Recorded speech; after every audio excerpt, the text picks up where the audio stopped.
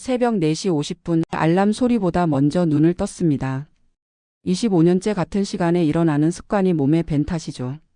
차고지에 도착하면 언제나 그렇듯 버스를 점검하고 출발 시간을 기다립니다. 운전대를 잡은 손에는 어느새 굳은 살이 박혔고 허리는 조금씩 굽어갔지만 제 인생은 평탄한 직선도로처럼 흘러가는 것 같았습니다. 그날도 평소와 다름없는 하루였습니다. 퇴근 후 집으로 돌아가는 길 문득 은행 통장을 확인했습니다. 잔고에 찍힌 숫자 1억 2천만 원. 25년간 아내와 함께 허리띠를 졸라매고 모은 돈이었습니다. 그날 저녁 오랜 친구의 전화 한 통이 제 인생을 송두리째 바꿔놓을 줄은 몰랐습니다. 한 번만 도와줘. 곧 갚을게. 확실한 정보야. 그렇게 시작된 도박의 늪은 제가 평생 쌓아온 모든 것을 순식간에 집어삼켰습니다. 모든 것을 잃고 아내 앞에 무릎을 꿇었을 때 그녀는 제가 예상치 못한 선택을 했습니다. 이것은 25년간 버스기사로 살아온 한 남자와 그의 곁을 지켜온 아내의 이야기입니다. 도박의 늪에서 허우적거리던 저를 구원한 건 제가 버린 돈이 아니라 결국 아내의 선택이었습니다. 저는 김정훈이라고 합니다. 올해 58살 서울 시내버스 운전기사로 30년째 일하고 있습니다. 어느 겨울 아침 출근길에 쓴 이 글이 누군가에게 도움이 됐으면 합니다. 25년 전 저는 33세 나이에 버스기사 일을 시작했습니다. 대학을 졸업하고 여러 직장을 전전하다가 결국 안정적인 직업을 찾아 선택한 길이었죠. 처음에는 버스 운전이 제게 맞을까 걱정도 많았습니다. 그저 생계를 위한 임시 직업이라 생각했을 뿐 평생 직장으로 여기진 않았어요. 아내 미영이와 결혼한 지 1년쯤 되었을 때였고 첫 아이가 곧 태어날 예정이었습니다. 아침 일찍 나가 밤늦게 돌아오는 생활, 교대 근무로 인한 불규칙한 수면 패턴, 도로 위의 긴장감. 적응하기 쉽지 않았습니다. 하지만 시간이 흐르면서 버스 운전대는 제 삶의 일부가 되었습니다. 출퇴근 시간에 바쁜 도로, 승객들의 다양한 표정, 계절마다 달라지는 창밖 풍경까지. 버스 한 대가 도시의 혈관을 따라 움직이는 동안 저는 수많은 사람들의 일상에 조용히 함께했습니다. 미영이는 초등학교 행정실에서 일했습니다. 우리 부부의 소득은 그리 많지 않았지만 단 한 번도 부족하다고 느끼지 않았어요. 아이가 둘이 되었을 때 우리는 작은 아파트 한 채를 마련했습니다. 대출금을 갚기 위해 저는 종종 추가 근무를 자원했고 미영이도 방학 때는 아르바이트를 했습니다. 우리 애들이 대학교 갈 때쯤이면 이 대출금도 다 갚고 여유가 생길 거야. 서로 다독이며 하루하루를 버텼습니다. 돌이켜보면 그때가 가장 행복했던 것 같습니다.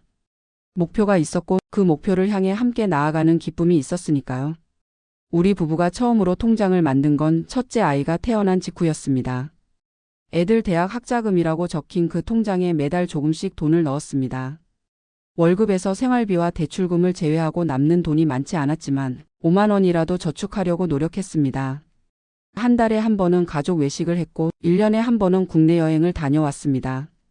강원도 바닷가에서 아이들과 모래성을 쌓고 제주도에서 한라산을 바라보며 소원을 빌었던 기억이 아직도 선명합니다. 미영이는 항상 가계부를 꼼꼼히 썼습니다. 불필요한 지출을 줄이고 세일 기간을 노려 장을 보고 아이들 옷은 조카들에게 물려받곤 했습니다. 정훈 씨, 우리 이렇게 계속 모으면 애들 대학 보내고 나서도 노후자금 좀 남을 것 같아요. 미영이의 말에 저는 그저 웃으며 고개를 끄덕였습니다. 그때는 노후라는 게 아득히 멀게만 느껴졌으니까요. 시간은 생각보다 빨리 흘렀습니다. 아이들은 어느새 중학생, 고등학생이 되었고 미영이와 저는 어느덧 40을 훌쩍 넘겼습니다. 버스 노선도 여러 번 바뀌었고 회사도 2번 옮겼지만 제 직업은 여전히 같았습니다. 아침에 출근해서 하루 종일 도로 위에서 운전대를 잡고 수백 명의 승객을 태우고 내려주는 일. 그 단조로운 일상 속에서도 작은 기쁨들이 있었습니다. 매일 같은 시간에 버스를 타는 단골 승객들과 나누는 짧은 인사, 퇴근길에 듣는 라디오 프로그램, 가끔 손님이 건네는 따뜻한 말 한마디. 기사님, 오늘도 안전 운전 감사합니다. 이런 말 한마디가 하루의 피로를 씻어주곤 했습니다. 대출금을 완전히 상환한 날 미영이와 저는 소박하게 축하했습니다. 동네 고깃집에서 삼겹살과 소주 한 병을 놓고 우리는 10년간의 노력에 건배를 했습니다. 드디어 우리 집이 진짜 우리 집이 됐네요. 미영이의 눈에는 눈물이 고여 있었습니다. 그날 밤 통장을 확인했을 때 저축액은 5천만 원을 넘어서고 있었습니다. 첫째가 대학에 들어갈 때쯤이면 7천만 원까지 모을 수 있을 거라는 계산이 나왔습니다. 미영이는 그날부터 더 열심히 돈을 모으기 시작했습니다. 우리 재산 1억 만들어봐요. 1억 원이면 나중에 은퇴하고 작은 가게라도 열 수 있을 거예요. 1억이라는 숫자는 그때 제게 큰 꿈이었습니다. 버스 기사의 월급으로 모으기에는 결코 작은 금액이 아니었으니까요. 하지만 우리는 천천히 그 목표를 향해 나아갔습니다. 첫째 아이가 대학에 합격했을 때 우리 통장에는 8천만 원이 있었습니다. 학비와 생활비를 충당하기에 충분한 금액이었죠. 둘째도 2년 후면 대학에 갈 터였고 그때까지 우리는 계속해서 저축했습니다. 그렇게 시간이 흘러 어느새 제 나이 53, 버스 운전대를 잡은 지 20년이 되어가고 있었습니다. 몸은 예전 같지 않았습니다. 허리와 무릎이 아프기 시작했고 어깨는 항상 뻐근했습니다. 하루 종일 앉아서 운전하는 일이 생각보다 몸을 많이 상하게 했나 봅니다. 그래도 저는 불평하지 않았습니다. 두 아이는 모두 대학에 진학했고 집은 온전히 우리 소유였으며 통장에는 9천만 원이 넘는 돈이 있었으니까요. 1억 원까지는 정말 조금만 더 모으면 되는 상황이었습니다. 그러던 어느 날 퇴근 후 집으로 돌아가는 길에 편의점에 들렀습니다. 물병을 들고 계산대로 향하는데 누군가 제 어깨를 두드렸습니다. 정훈아, 너 맞지? 김정훈? 돌아보니 대학 동기였던 현우가 서 있었습니다. 20에도 더 된 얼굴이었지만 그의 특유의 미소는 여전했습니다. 현우야, 얼마만이냐? 여기서 뭐 하는 거야? 우리는 그 자리에서 오랜 시간 이야기를 나눴습니다. 현우는 무역회사를 운영하다가 사업이 어려워져 잠시 쉬고 있다고 했습니다. 그래도 곧 다시 일어설 거야. 확실한 정보가 좀 있거든. 그의 말에 저는 그저 고개를 끄덕였습니다. 우리는 연락처를 교환하고 헤어졌습니다. 그로부터 일주일 후 현우에게서 전화가 왔습니다. 정훈아, 나 좀 만나자. 중요한 이야기가 있어. 퇴근 후 우리는 동네 포장마차에서 만났습니다. 소주 한 잔이 오가는 사이 현우는 자신의 계획을 말했습니다. 주식 투자야. 내가 확실한 정보를 알게 됐어. 다음 주에 크게 오를 종목이 있어. 저는 조심스럽게 대답했습니다. 나 그런 거 잘 몰라. 그냥 월급 모아서 저축하는 게 편해. 하지만 현우는 쉽게 물러서지 않았습니다. 정훈아, 너 아직도 버스 운전하지? 그렇게 해서 언제 편하게 살 건데? 기회가 왔을 때 잡아야지. 그의 말이 제 마음 한구석을 찔렀습니다. 25년 가까이 같은 일을 하면서도 가끔은 이 길이 맞는지 의심할 때가 있었으니까요. 얼마나 투자해야 하는데? 제 질문에 현우의 눈이 반짝였습니다. 5천만 원만 있으면 충분해. 한 달만 기다려봐.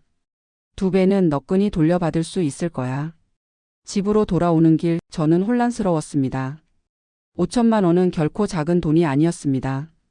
우리 부부가 20년 넘게 모은 돈의 절반이 넘는 금액이었죠.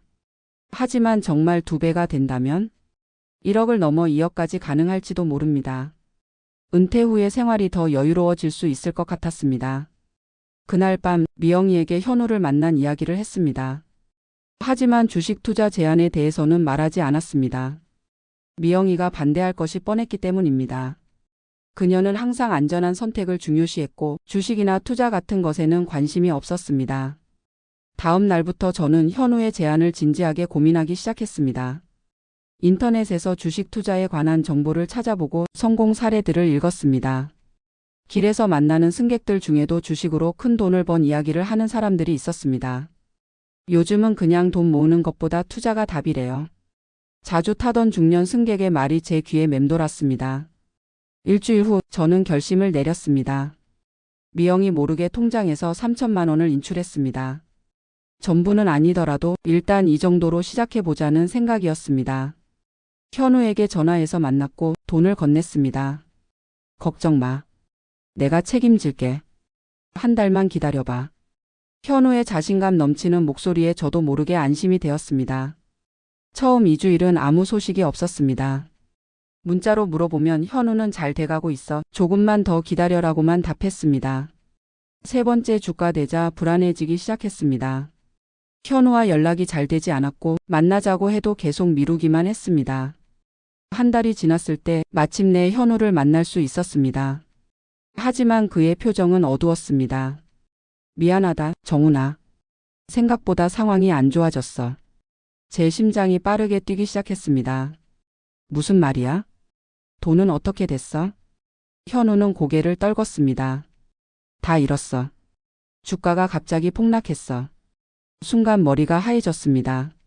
3천만 원. 그 돈은 우리 가족의 미래였습니다. 어떻게 이럴 수가 있어? 확실하다며? 내가 어떻게 미영이한테 설명해? 현우는 계속해서 사과했지만 이미 엎질러진 물이었습니다. 집으로 돌아가는 길 다리가 떨려 제대로 걷기도 힘들었습니다. 어떻게 미영이에게 이 사실을 말해야 할지, 어떻게 3천만 원을 다시 모아야 할지 생각할수록 숨이 막혔습니다. 결국 저는 미영이에게 진실을 말하지 못했습니다. 몸이 좀 안 좋아서 병원에 다녀왔어라는 거짓말로 늦은 귀가를 변명했습니다.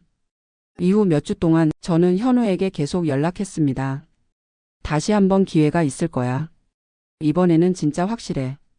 조금만 더 투자하면 잃은 것도 다 만회할 수 있어. 절박한 상황에서 현우의 말이 다시 제 귀에 들어왔습니다. 통장에는 아직 6천만 원이 남아 있었습니다. 이것마저 잃으면 정말 끝이라는 생각에 머뭇거렸지만 이미 잃은 3천만 원을 되찾을 수 있다는 유혹이 너무 컸습니다.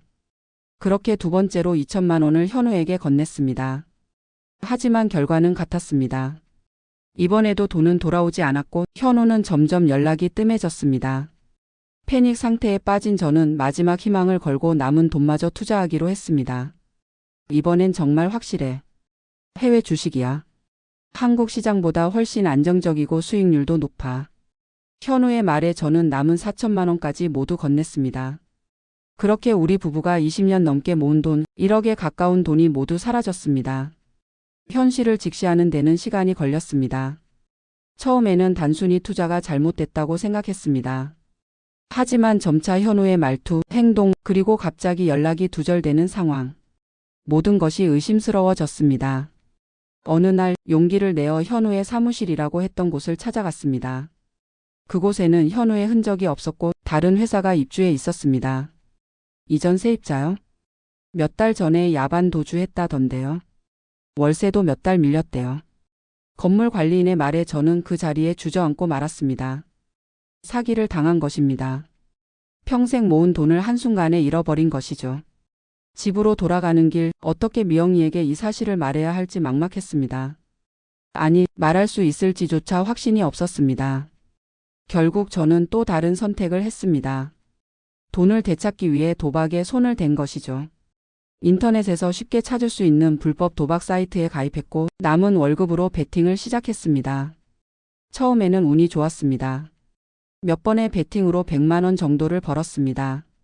이렇게 조금씩 모으면 언젠가는 잃은 돈을 되찾을 수 있을지도 모른다. 절박한 마음에 이런 생각이 들었습니다. 하지만 도박은 결코 출구가 될 수 없었습니다. 초반의 작은 승리는 더 큰 패배로 이어졌고 월급마저 모두 도박으로 날려버렸습니다. 신용카드 대출까지 받아 도박을 이어갔고 결국 카드 한도까지 모두 소진했습니다. 6개월 만에 1천만 원의 추가 빚까지 지게 되었습니다.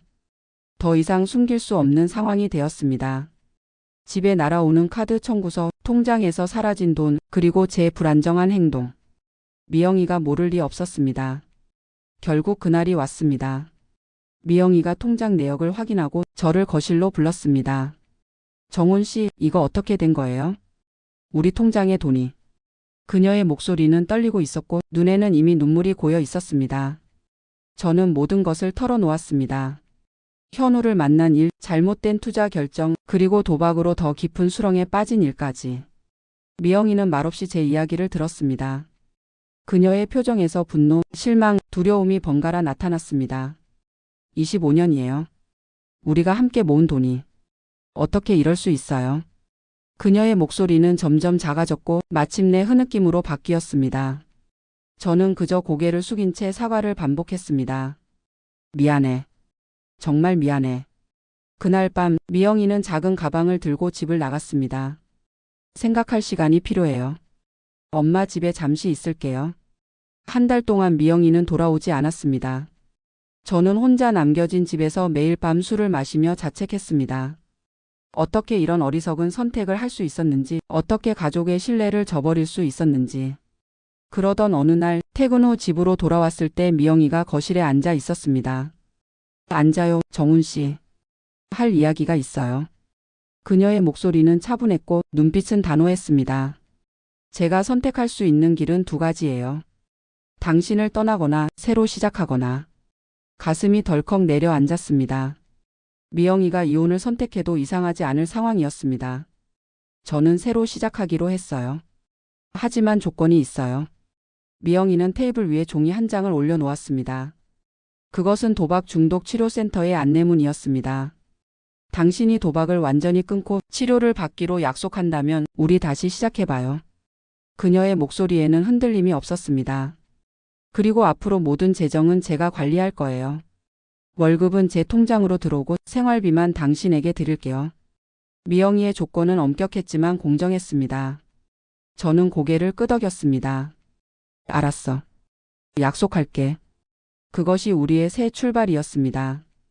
다음 날 저는 도박 중독 치료센터를 찾았습니다. 처음에는 부끄러웠습니다. 나는 중독자가 아니야. 그냥 돈을 되찾으려고 했을 뿐이야 라는 생각도 들었습니다. 하지만 상담사의 말에 점차 제 상태를 받아들이게 되었습니다. 도박 중독은 병입니다. 잃은 돈을 되찾겠다는 생각으로 계속해서는 이 병을 이길 수 없어요.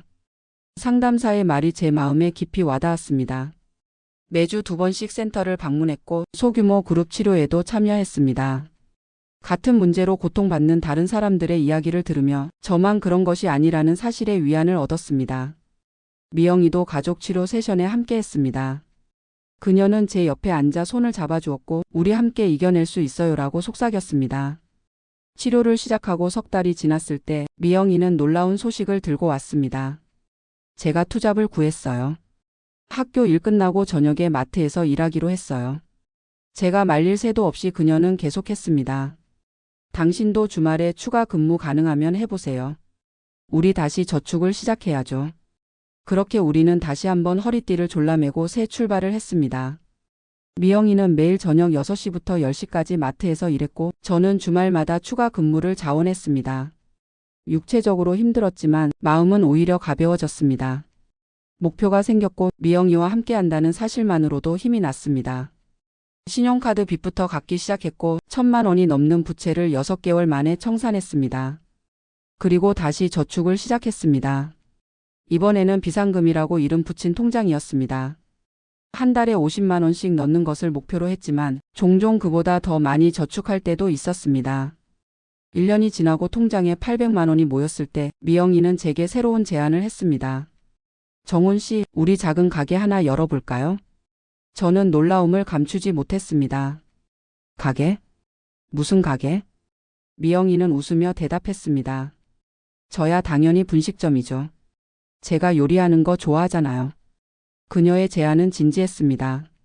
미영이는 이미 정보를 모으고 계획을 세우고 있었습니다. 작은 분식점이면 초기 비용이 많이 안 들어요.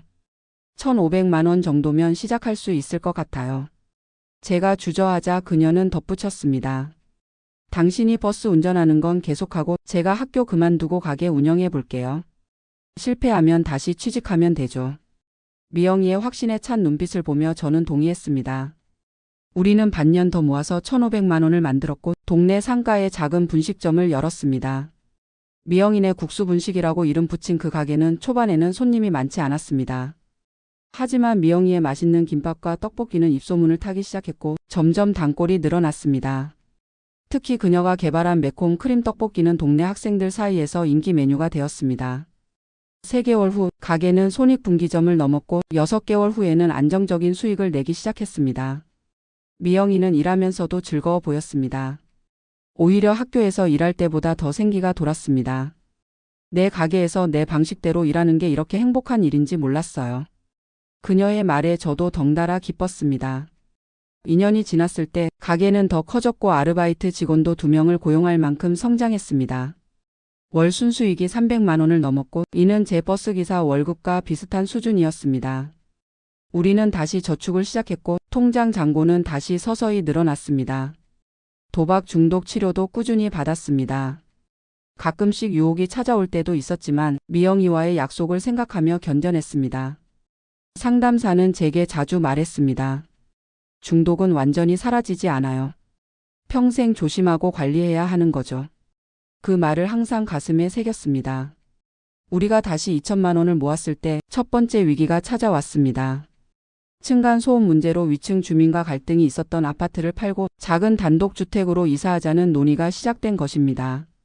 지금 집을 팔면 대출 다 갚고 2천만 원 정도 남을 거예요. 그걸로 좀 더 큰 전세를 구하거나 작은 집 구입에 대출을 더해서 마련할 수 있을 것 같아요. 미영이의 계획은 합리적이었습니다. 하지만 저는 불안했습니다. 또다시 큰 돈을 움직이는 것에 대한 두려움이 있었습니다. 도박 중독이 다시 고개를 들까 걱정되었죠. 이런 걱정을 미영이에게 솔직하게 말했습니다. 나도 모르게 다시 그런 생각이 들까봐 무서워. 미영이는 제 손을 꼭 잡았습니다. 걱정 마세요. 제가 모든 과정을 함께 할게요.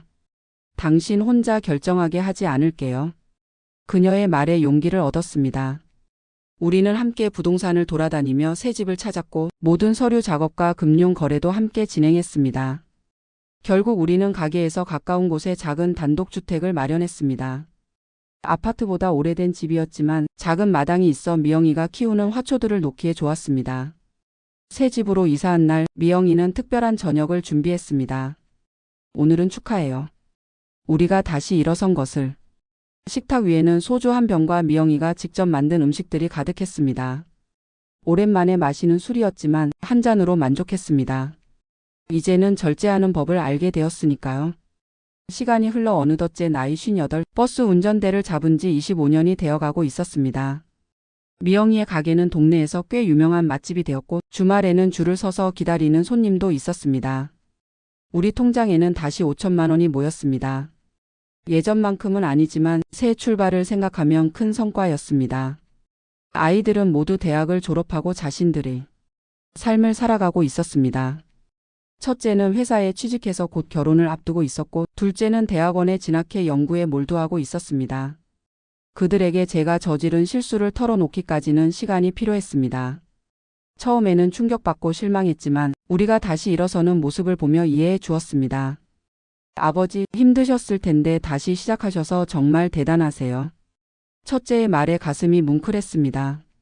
어느 날 미영이가 식탁에 앉아 제게 물었습니다. 정훈 씨, 버스 운전하는 거 언제까지 할 생각이에요? 그 질문에 잠시 생각에 잠겼습니다. 몸은 예전 같지 않았고 특히 허리와 무릎 통증이 자주 찾아왔습니다. 하지만 58배 나이에 새 직업을 찾는 것도 쉽지 않았습니다. 60까지는 해야 할 것 같아. 그래야 더 나은 연금을 받을 수 있으니까. 미영이는 고개를 끄덕였습니다. 그럼 2년 뒤에 은퇴하는 걸로 계획해요. 그때쯤이면 가게도 더 안정될 거고 비상금도 더 모일 거예요. 이제 우리에게는 계획이 있었습니다. 2년 후 제가 은퇴하면 미영이의 가게를 같이 운영하기로 했습니다. 작게 시작했던 분식점은 이제 쌀국수와 덮밥 메뉴까지 추가하며 성장하고 있었고 제가 합류하면 더 많은 메뉴를 개발할 수 있을 것 같았습니다. 저는 요리에 소질이 있지는 않지만 주방 보조와 배달을 담당할 수 있을 것 같았습니다. 노년의 부부가 같이 일하는 가게. 생각만 해도 좋네요. 미영이의 눈빛은 여전히 소녀 같았습니다. 돌이켜보면 제 인생에서 가장 큰 위기는 결국 가장 값진 교훈을 가져다 주었습니다. 도박으로 모든 것을 잃었지만 정말 중요한 것은 잃지 않았습니다. 미영이는 저를 떠날 수 있었습니다. 하지만 그녀는 저를 믿고 새 출발을 선택했습니다.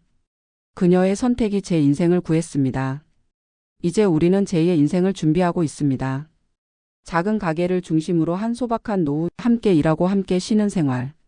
물론 과거의 유혹이 완전히 사라진 것은 아닙니다. 가끔 TV에서 주식 투자 광고를 보거나 로또 판매점 앞을 지날 때면 잠시 마음이 흔들릴 때가 있습니다. 하지만 이제는 압니다. 진정한 행복은 한순간의 대박이 아니라 매일매일의 성실함에서 온다는 것을. 버스 운전대를 25년간 잡아온 손에는 여전히 굳은 살이 박혀있고 허리는 더 굽었지만 마음은 어느 때보다 단단해졌습니다. 오늘 아침에도 어김없이 4시 50분에 눈을 떴습니다. 출근 준비를 하며 거울을 바라봤습니다. 주름이 깊게 패인 얼굴, 희끗해진 머리카락. 그러나 눈빛은 더 밝아졌습니다. 오늘도 안전 운전하고 올게. 미영이에게 인사하고 집을 나서며 감사함을 느꼈습니다. 25년간 버스 기사로 모은 1억 원은 도박으로 날아갔지만 그 자리에 더 소중한 것들이 채워졌습니다. 신뢰, 용서, 그리고 새로운 시작. 인생이라는 긴 여정에서 때로는 예상치 못한 정류장에 내려야 할 때도 있습니다. 하지만 중요한 것은 다시 일어나 다음 버스를 기다리는 의지가 아닐까요? 저는 이제 알고 있습니다. 행복은 도착지가 아니라 여정에 있다는 것을. 그리고 그 여정에 함께할 사람이 있다면 어떤 폭풍우도 이겨낼 수 있다는 것을. 오늘도 버스 운전대를 잡으며 창밖으로 떠오르는 아침 해를 바라봅니다. 새로운 하루, 새로운 시작. 모든 것을 잃었다고 생각했지만 사실은 새롭게 찾은 것들이 더 많았습니다.